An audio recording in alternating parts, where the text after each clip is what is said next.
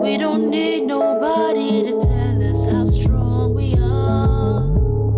We know we'll beat the water. Our sisters need to grow. Yeah, yeah.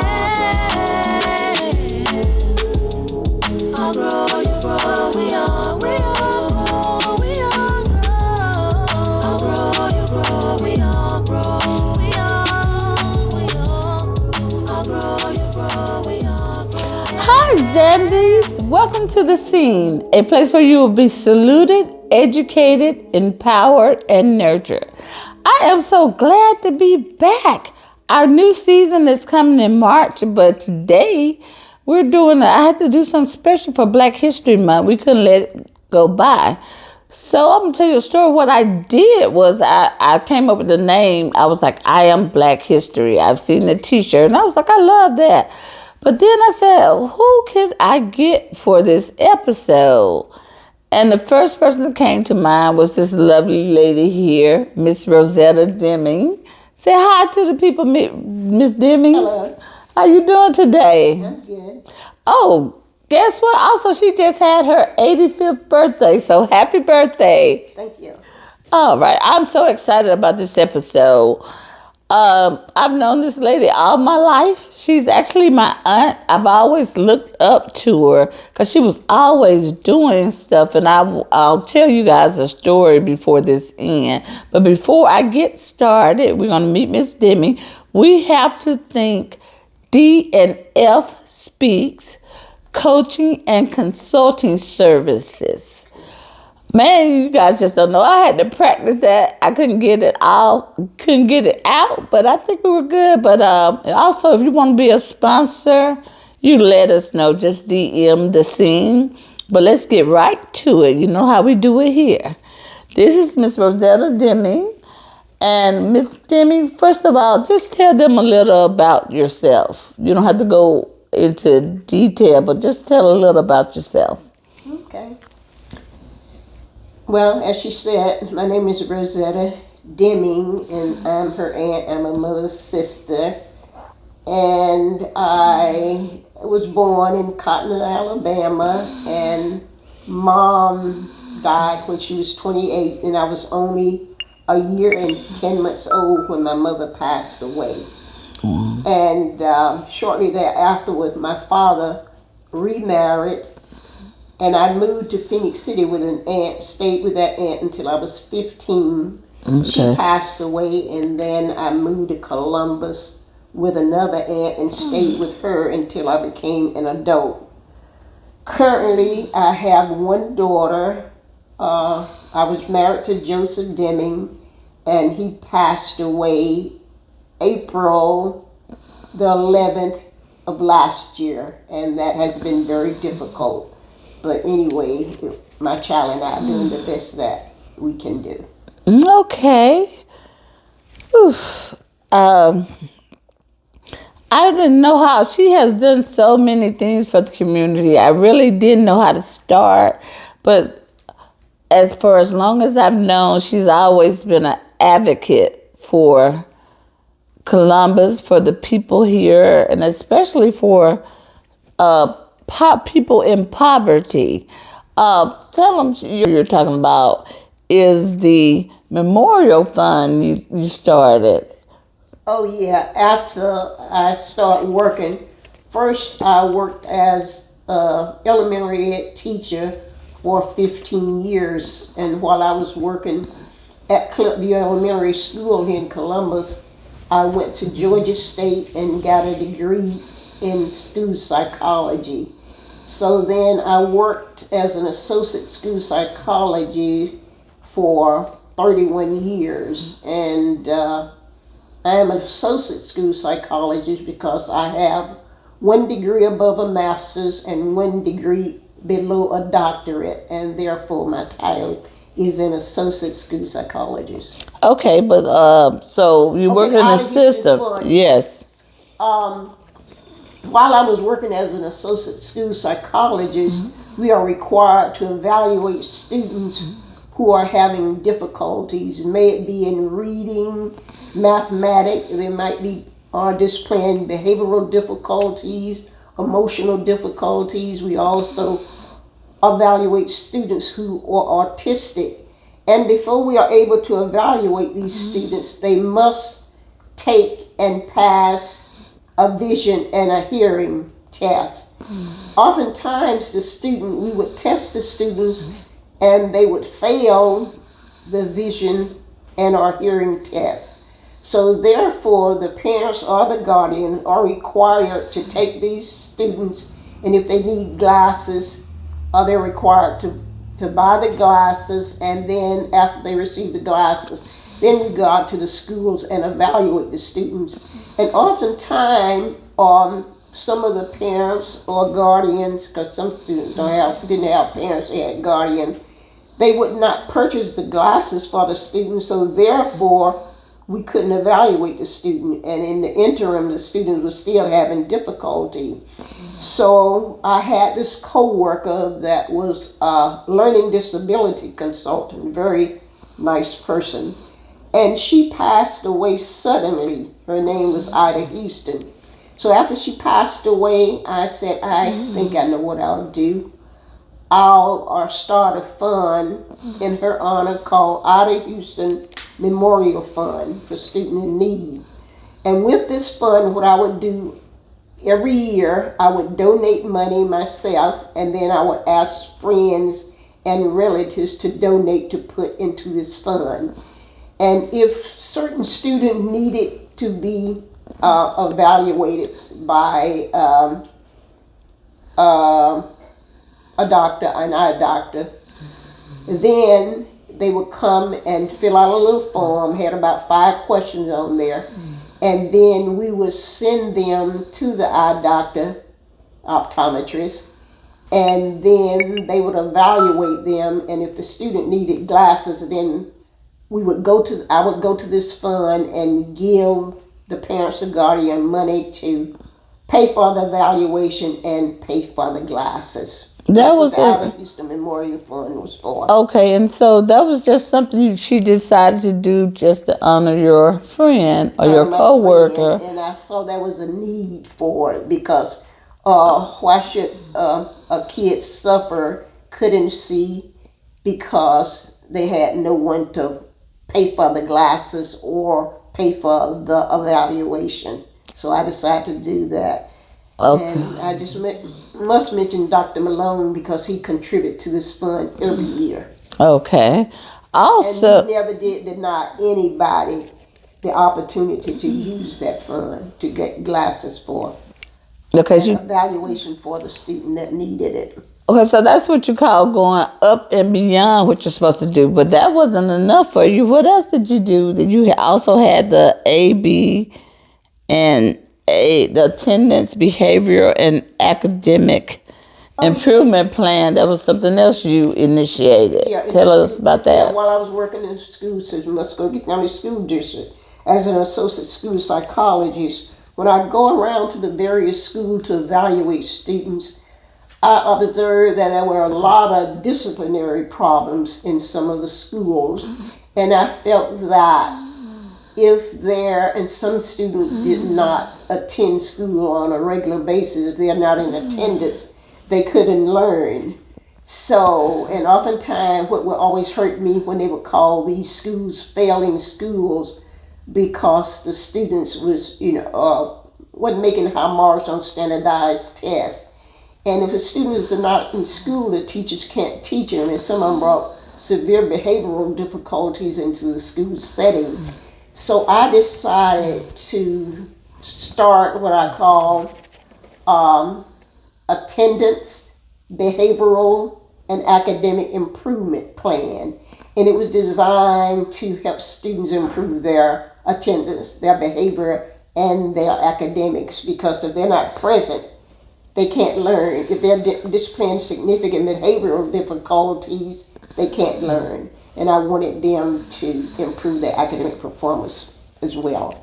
So what I did, I went to the principal and asked this particular principal, a hardworking lady, to give me 10 students who had significant behavioral difficulties. And she gave me a room, and what I did, I purchased with my own money items to make that particular room look like a home setting. I put a microwave oven in there. I put a little fridge. I put 2 rocking chairs in there so they could sit in the rocking chairs to read. I got a social worker to assist me. We would go to this school once a week and we counsel them about their behavior. We also taught them within this hour some math and some reading. And at the end of that particular program, I told the students, if you improve in all 3 areas, I will give you a monetary reward. And all of the students they improved significantly, and I gave them awards. And they would come and talk with me about the significant difficulties that they was having at home. I told them one of the criterions you must not get suspended. So one little boy got suspended, and he came to me and said, "You know the reason why I got suspended?" I said, "Why?" He said, "Because I didn't do my homework, and I couldn't do my homework because we didn't have any electricity. Our electricity was cut off." And they would come to me and the other lady that was helping me and tell us some very, very sad stories about what was going on in their home that prevented them from learning. And that particular program I had at that particular school. And the school had excellent teachers and had an excellent principal. When I hear them say, well, a certain school is a failing school, I don't think that should be. That's not true. I understand what you're saying about that. That's just one of the things. She's done so much, so I'm trying to do a little highlight of everything that she's done. But another one of the things that we were proud that you did, you assisted in bringing the Citizen Trust Black Bank here. She was assisting in that. And also you were a member of the advisory board. Tell us a little about that. I was walking through Spencer High School. I should evaluate students there. And the librarian asked me, said, "Demming, would you like to get involved in bringing a black-owned bank from Atlanta to Columbus?" I said, "Sure." Yeah. So I jumped right on in, and we met for maybe about a year with personnel at Citizen Trust Bank in Atlanta. And eventually the president came to Columbus, brought his entourage. His name was James Young, an excellent guy. And then he told us to get some people to meet. And he met that particular Saturday. And he said, "I don't have to ask for anybody's permission. We are coming to Columbus." That was in 2000. And so after the meeting, he came to me. He said, "You know what? I looked in your eyes and I could tell you really did want us to come to Columbus. Therefore, we are coming." So they came and they stayed until that branch stayed until 2018. And then they closed the branch down here because we didn't get enough participants. So then they have the main office in Atlanta, about 4 branches in Atlanta. Then they went to Birmingham and purchased a main office there and another branch in a small town in Alabama. And see, that's one. And I still do business with that, with Citizen Trust Bank. Okay. I mail my transactions to Atlanta. Okay. Yeah. No, I did that because I wanted to say this. We in Columbus, you hear that a lot. We don't support ourselves. We had a black bank here for black citizens, and I've spoken with black people who's like, "Well, no, I'm going to stay with CB&T. They've been here for this and that." And, I would get angry, but that's a totally different show, so we're not going to go there right there. And Citizen helped me so much financially to get ahead financially. So I just love that bank. They did so much. But even business owner, black business owner, and I'm like, you would think they would be the first one to try to do something, but a lot weren't. I'm not gonna get on that soapbox. That's another story. Another thing she's done is, which I'm so proud of. Okay, You got the march with Martin Luther King. Okay, okay. Okay. When I was at Albany State, I went to undergrad at Albany State College at that time. That's Albany State University. And then in that, mom died when I was a year and 10 months old. I always had a strong desire to work hard and try to help myself financially. So therefore, after I got out of class at Albany State, I went to work at a little restaurant, and I worked at a little restaurant all the years that I was at Albany State. It was in a poverty-stricken area. They served people that slept under the bridge, etc. But in front of that restaurant, there was a pool room. And back in the early 60s, Martin Luther King and those, they came to Albany, and they stayed maybe weeks or whatever. I don't know the exact time. But I never shall forget, in the early evening, Dr. King would come to the little pool room directly in front of the restaurant where I was working. So I was excited about seeing him. So I would leave my little job and go across the street and talk with him and observe him. Primarily, he would shoot pool with the boys, and his whole conversation primarily was about telling the boys to behave well. He believed in nonviolence. I don't care what happened. I don't want you to be violent. So late on in the afternoon, they would start, I don't know the name of the church, from this church, and then they would march. And then I would join with them and march with them. So I was so excited about seeing Dr. King, and I can visualize seeing him now. He would always be on the left-hand side of the pool table, and he would always have on like long sleeves cotton shirts with the sleeves cuffed, and they would either be light blue or light gray. So that was my experience with Dr. King. That was a beautiful memory. We're going to take 1 second because I have to thank my sponsor, but we will be right back. Hey everyone, this is Demetrius and Falana, letting you know that we're here to steer you towards greatness. And our goal is to equip you with appropriate tools. Tools to help you write down your vision and establish your goals. And not only that, empower you to stick with them. So if you want to move the needle in your life, well, listen up.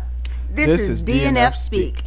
Welcome back, guys, and thank you again to our sponsors, DNF Speaks, Coaching and Consulting Services. Thank you, guys. Woohoo!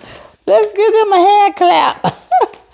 I appreciate when people understand our mission. Everything we stand for is just to salute you, empower you, educate, and nurture you. And if you also believe in that, and you have a business, contact us about a sponsorship. Just go to our DM or DM me. And make sure if you haven't followed me, follow the S.E.E.N on Facebook. And we're also on YouTube.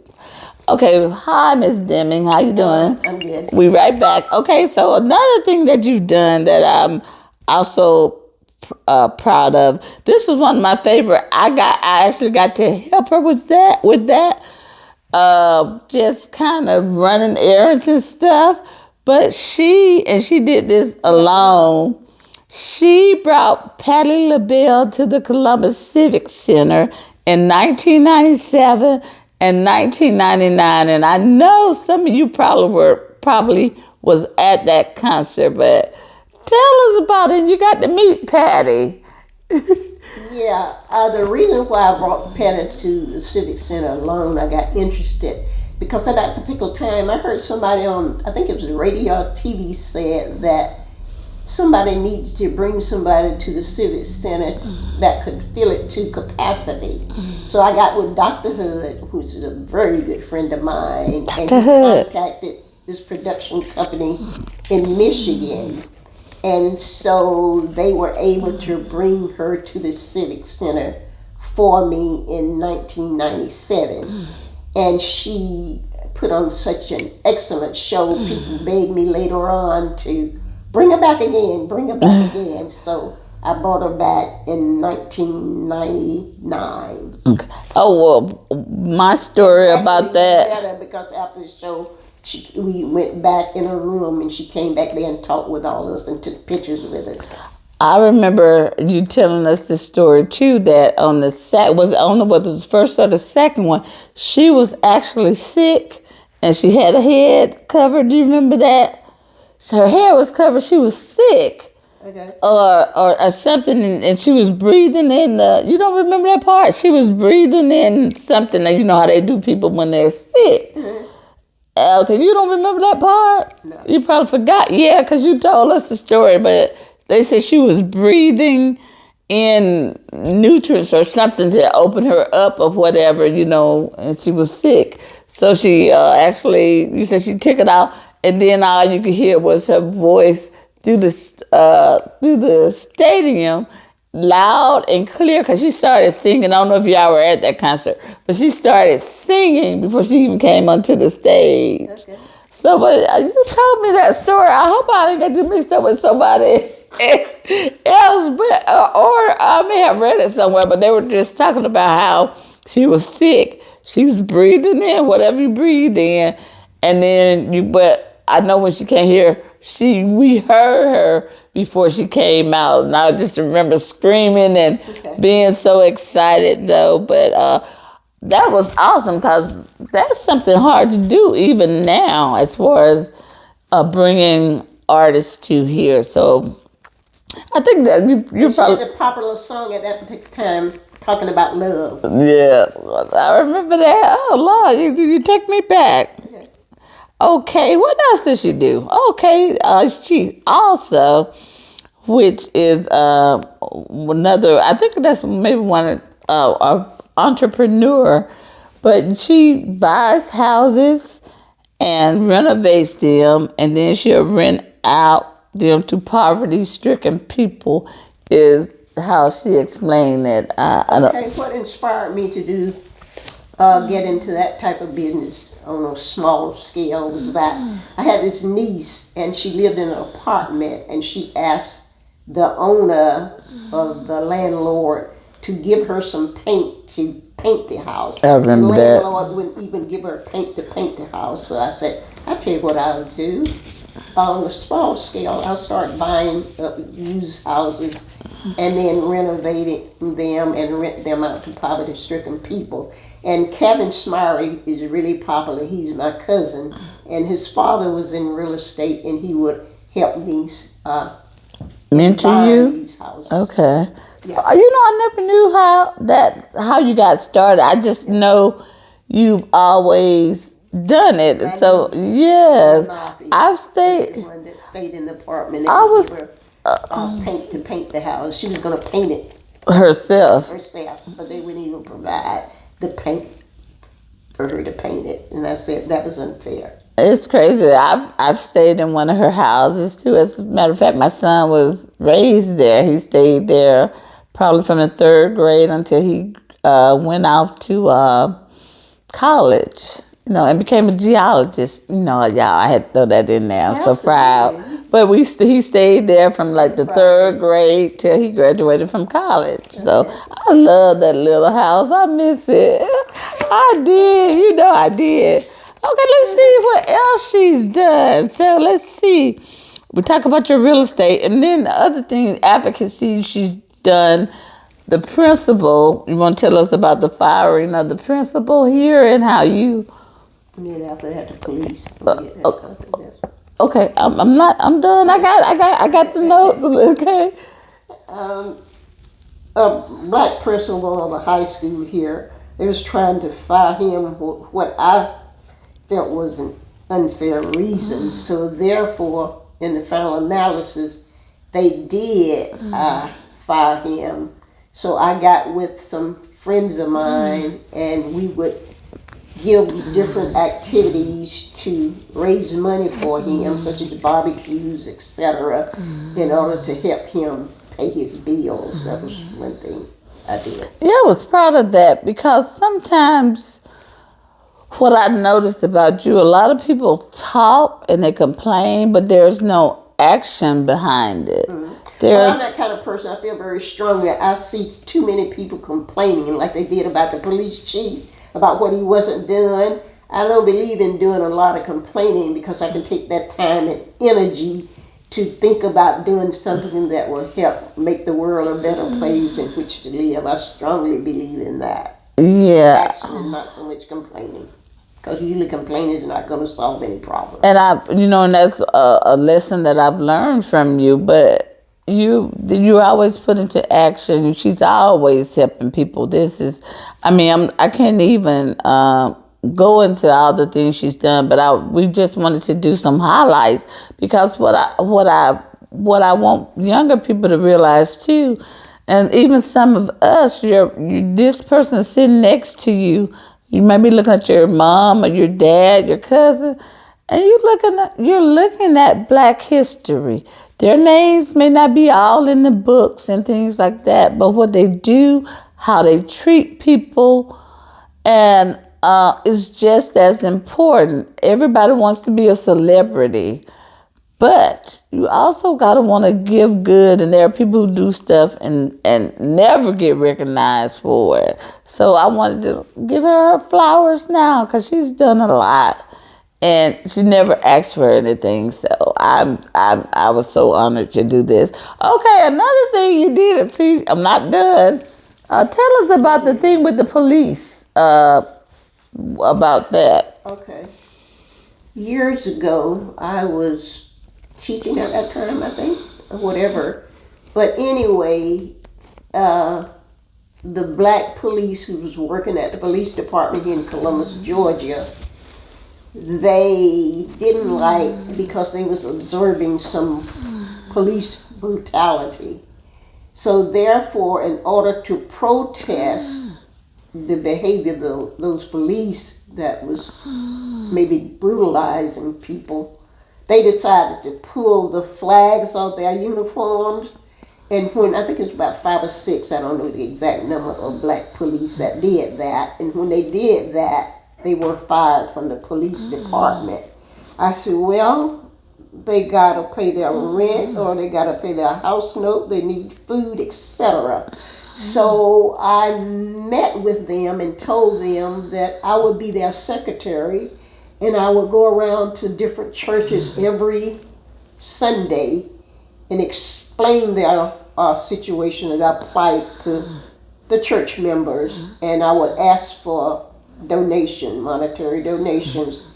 And then they would, the members of the church would donate. And I never shall forget, must mention this. I went to churches in Columbus and Phoenix City. And Pine Hill Baptist Church in Phoenix City really did give large sums of money to help these police. No, thank you, Pine Hill. Let's give a shout out to Reverend Fry. Yeah, he wasn't the pastor at the time. But I know, but I know he's the pastor now. Yeah.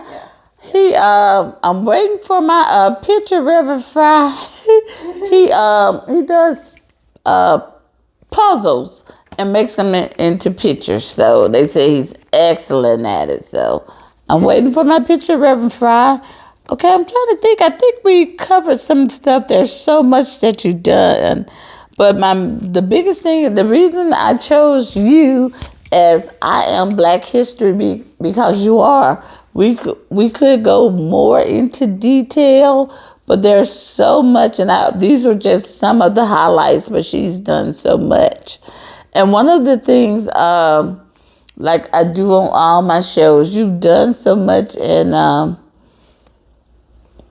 to you, but what do you want your legacy to be? I ask this of all my guests.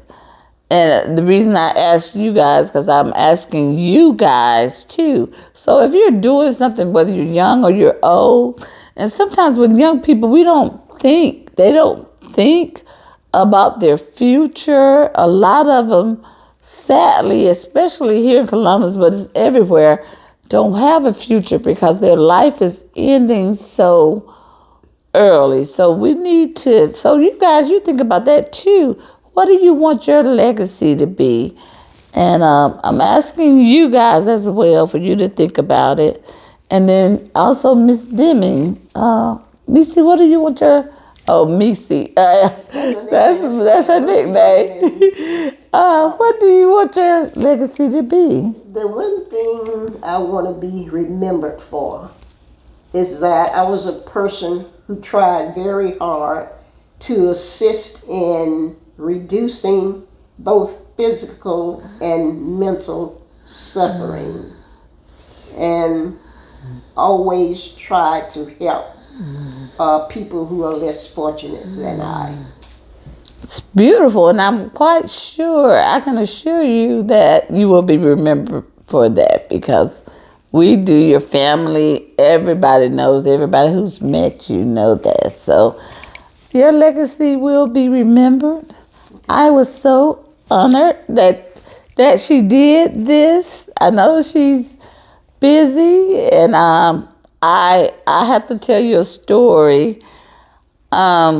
And this was so fun to me. I tell it all the time, but when I was younger, I don't know if she knew it, but I just thought she was this dynamo. And I was like, when I grow up, so I think that's one of the reasons I have my entrepreneurial spirit. I haven't, what I do hate though is that, and that's what I'm trying to do with this show, is put out the good and help people. So, and I learned that from you.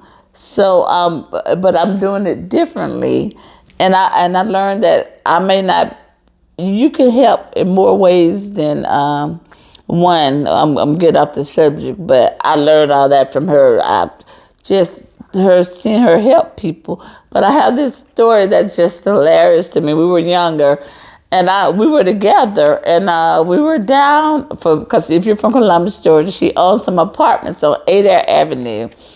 And we were down there, and I'm young. I didn't know what was going on. So there was the police had stopped this older black guy. He looked scared. So I'm in the car with Meese, and I'm like, why is the police here?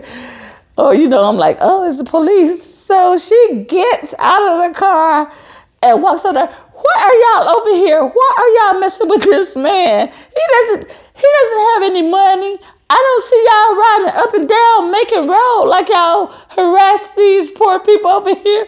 And then what was so fun to me was the little man looked scared, like, oh Lord, what is this lady doing? Like, but that was always so funny to me, but yet so brave, because she was like, I don't see y'all riding down and other affluent. He doesn't have any money because he doesn't even have any shoes on. Oh yeah, she did say that. I don't know if y'all heard her, but she was like, she told him he don't have any money because he don't even have any shoes on. But he looked like, I hope y'all understand me, but he was like this, like, I don't know if I want this lady and she gonna get me in more trouble, but she was gone. And I was like, oh, I always tell that story. I can't remember. Did they give him a ticket? Did they see that? Okay, I couldn't remember, but I was just so proud. I was like, look at, and you see, she a little bitty lady, but she just went up to those police officers and said, hey, leave this man alone. But, she was respectful about it, but she was serious, a little dynamo. So that has always stuck with me. I am so glad. I hope y'all enjoyed this Black History show that we got. We will be back in March with the new season. I have so much going on. I got to tell y'all about all the great things I did this past summer and this fall. We got some serious episodes coming up that these are things that we need to talk about, and we got those coming up. I got a couple of lawyers that I'm so excited about. We're going to talk about what's going on in this community as far as our young black men.